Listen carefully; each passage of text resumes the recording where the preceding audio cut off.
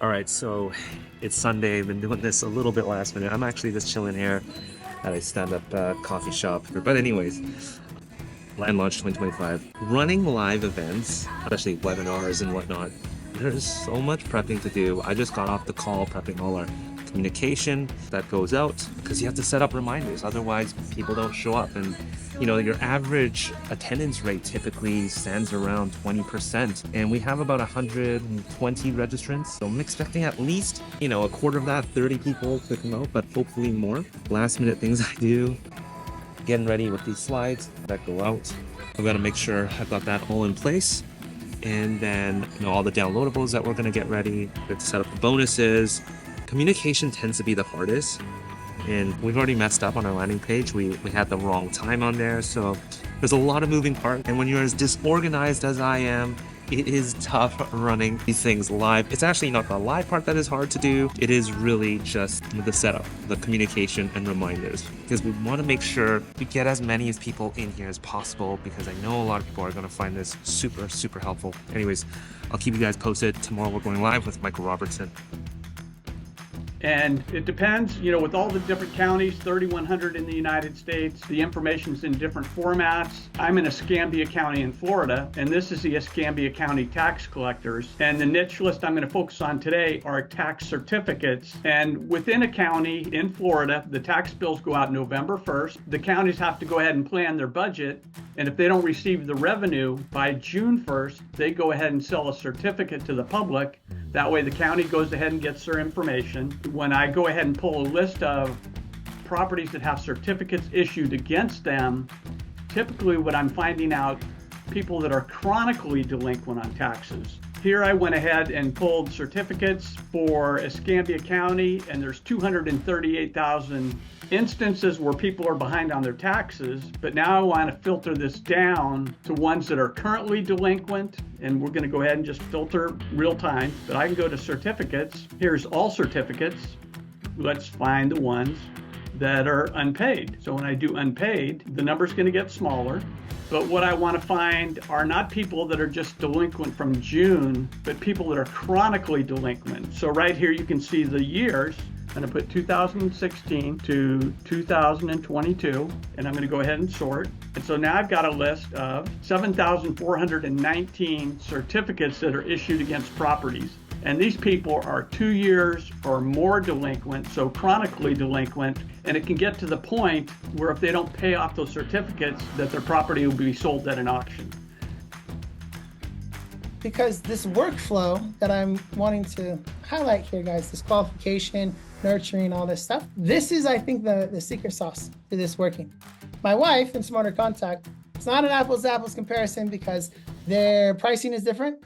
Launch Control only charges you for total outbound text per month. All the back and forth is included. Smarter Contact is not, that's not the case. So Smarter Contact, my wife is on a tier where she has 100,000 outbound texts allotted, but that's a mix of outbound, like initial, marketing campaigns versus back and forth. Let's say that let's be super conservative and say 60 to 70,000 texts. Let's call it 70,000 texts are initial outbound texts for her. Our averages over the last 2-3 years is 8 to 12 deals a month that we're getting through Smarter Contact. Let's call it the average 10, right? But let's say my wife's doing 70,000 total outbound texts. Me and what we're doing in Zion is so efficient and is working so well that we were able to get on the lowest tier of Launch Control, 10,000 outbound text a month. We were able to get half of her deal volume. So if her average is 10, we got 5. That is absolutely massive, right? Because it clearly shows there's an efficiency issue. This is why I wanted a lab to experiment and test things out. Getting into a lot and flip it. Now we're talking about entitlements, subdivisions, and tax liens, and all these other things that you've been hearing about over the last few days as well. So cold calling is the same. It has come a long way. And it's come a long way because it has to. Like any marketing channel, you need to adjust to what the market is doing so that your marketing matches the market at that point in time. So what do I mean by that? As you guys know with real estate, it goes through a cycle. We go through every 7 to 8 years. Real estate goes through this shift from a seller's market to a buyer's market, to neutral, to back to a seller's market. It does it. What drives that? Supply and demand, economy, inflation, all of those things that we've seen that have been a little challenging this year, let's face it. So as that market shifts, you need to adapt your marketing to enable to maximize that shift. And really for this year, we have been in a seller's market. I'm seeing that we're starting to come out of that, and I'm super excited about 2025. But that also means that you need to have more conversations with property owners. The more conversations you can have, the better. Dealing with, but we're communicating with people who are in their 20s and 30s that have inherited a property and didn't even know it was in the family.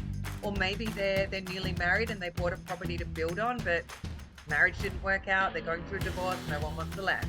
All the way into people in their middle age like me. And, we're dealing with people in different age brackets, situations, etc. So we need to meet people where they're at. And that's why I'm a big believer in marketing, because all the different marketing channels that we use are really intentional in how we're reaching out to those different demographics. Two different types of search results. I don't know if people knew this or not, but there's the sponsored results, which are usually the top 3 or 4. And then down below those are the organic results. The difference being you can show up in the sponsored results. It's called pay-per-click because you don't pay to show up in the search results. You only pay if somebody clicks on your link in the sponsored results. That's the difference. With the organic results, you're there because your content on your website is relevant and authoritative enough that Google sees value in putting you there. So remember, Google at the end of the day is in the customer service business. And if they don't provide a good product in their search results, you'll find a different search engine. But for somebody who came from the time before Google, I can tell you it's why they are who they are. The search engines that existed before, like Netscape and Dogpile, and at any rate, the different search engines that no longer exist, there's a reason for that. But then nobody could hold a candle to what Google was able to do because they're able to provide you with better results. All right, so yesterday we wrapped up on Land Launch 2025. A 3-4 day event. It ended up being 4 days with a bonus session on PPC with Noah Parks.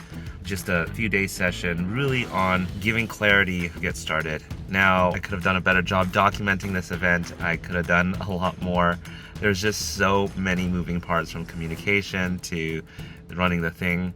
It is quite draining, but I'm also thankful for the team that I have, and also all the partners and great speakers that we've had, from Michael Robertson to Jaren Barnes to Alicia or AJ over at Supercharged Offers, and then Noah Parks over at Bateman Collective with PPC. Yeah, really, really grateful for everybody, not only to be a partner with Pebble and our team here, but to come out and share their insights. Every one of those people that spoke are also involved with land, which is really, really crazy. More than I can say, because I've stepped away quite a bit from land. So anyways, I'm glad I could show you a little glimpse of what happened and what was talked about. One thing I do want to mention, like, every talk was pretty convincing about, what I should be doing. It's hard. Sometimes you feel like everybody's got the right strategy. You can get caught up on a lot of FOMO. The most important thing is to get started on something. Every one of these strategies works, and every one of these strategies doesn't work.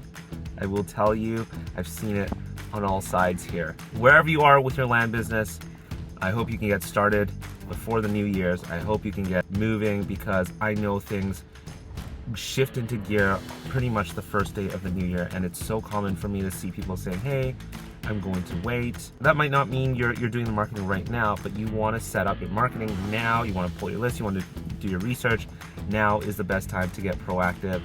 Running this event was our way to be proactive, because we know that December typically is a very slower month out of the year, and we knew that for year after year, and this is why we decided to run Land Launch. It really bridges things for us into the new year as well. So I hope you all can be proactive here. Anyways, again, if you haven't checked out the replay of the Land Launch 2025, make sure you do so. And for those of you guys whenever this comes out, we're gonna have our accountability session on December 27th.